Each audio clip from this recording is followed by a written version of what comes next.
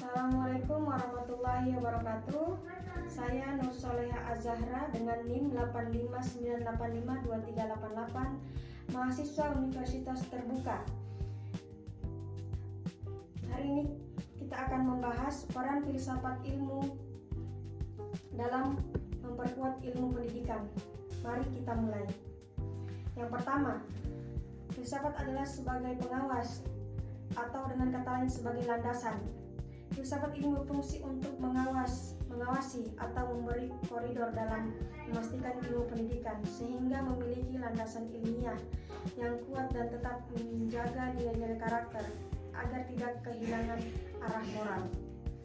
Yang kedua, hubungan timbal balik antara keduanya berdasarkan referensi yang sudah dipelajari. Pendidikan yang berkualitas akan memberikan penemuan baru di lapangan yang menjadi bahan refleksi dan bagi filsafat ilmu untuk terus berkembang secara analisis.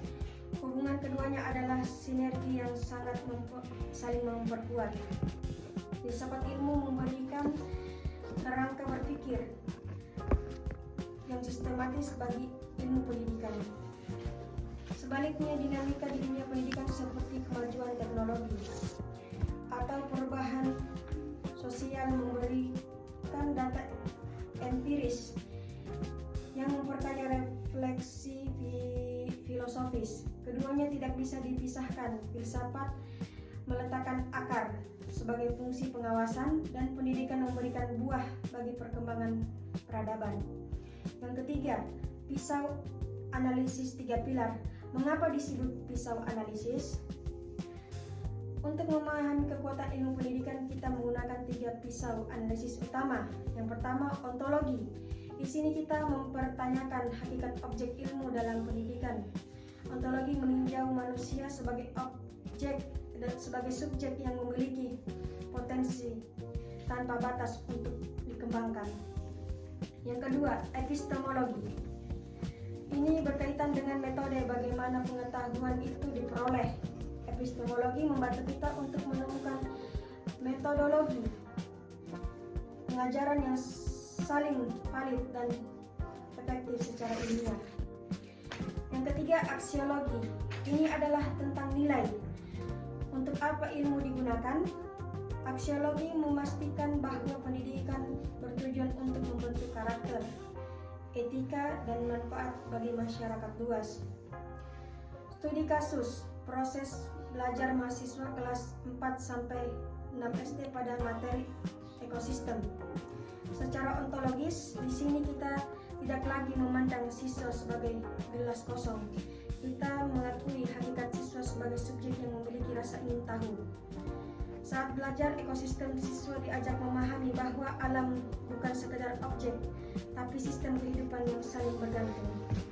Secara epistemologis, bagaimana anak SD mempengaruhi ilmu? Alih-alih hanya mendengar ceramah, siswa diajak melakukan eksperimen atau observasi langsung di kebun sekolah.